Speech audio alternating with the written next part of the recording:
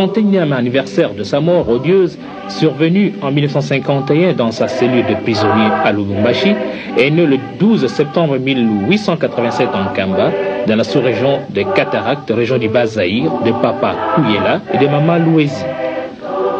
Le destin lui arracha très tôt ses parents et fut élevé par sa tante Kinzembo. Devenu adulte, il cultiva la terre aux côtés de son épouse, maman Mouilou Marie, avec qui il eut 3 fils dont sa grande Kisolokele, sa grande Dialungana et son fils Diangenda Kuntima.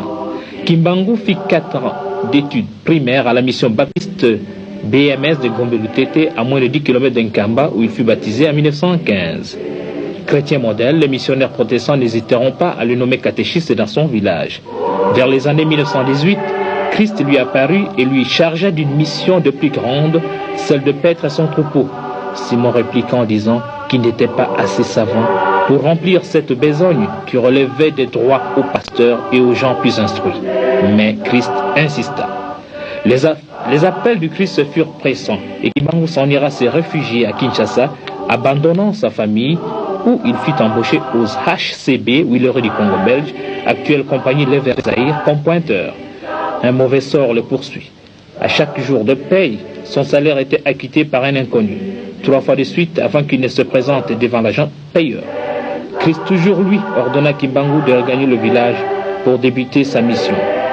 Chemin faisant, à Kazangoulou, alors qu'il traversait la voie ferrée, le policier Funfu lui arracha son maigre sachet qui contenait 3 poissons fumés et de la chikwang que les amis lui ont donné pour soulager sa chère épouse et ses 3 enfants restés au village.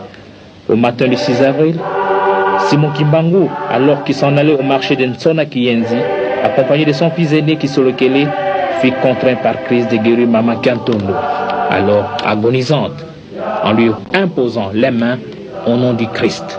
C'était un Kombe Kinsuka. Kimbangu se voit attirer des milliers de gens par son message de l'évangile et ses guérisons miraculeuses. Les gens croient en Dieu, les fétiches sont jetés, les paralytiques marchent, les aveugles recouvrent la vue, les morts ressuscitent. La foule sent la présence de Dieu parmi elles par l'action de Simon Kimbangu. Les morts se font rares, les hôpitaux se vident au profit de Kimbangu. On sent et on a horreur à faire du mal. Ceci se passe au vu même des missionnaires et de l'administrateur Morel qui est descendu en Kamba le 11 mai 1921 pour mener l'enquête. C'est suite aux plaintes des missionnaires qui l'accuseront froidement d'incitation à la révolte et des xénophobes. Le 6 juin 1921, l'administrateur Morel descend en Kamba pour l'arrêter. Mais comme le moment n'était pas là, Simon disparaîtra miraculeusement des chaînes et s'en ira instruire les siens en Banzansanda à quelques heures de marche d'Nkamba. C'était le début de la clandestinité.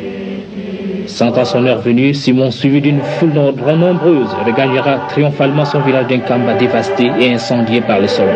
Il sera arrêté le 12 octobre 1921 et condamné à mort par le jugement du 3 octobre du Conseil de guerre de Taysville.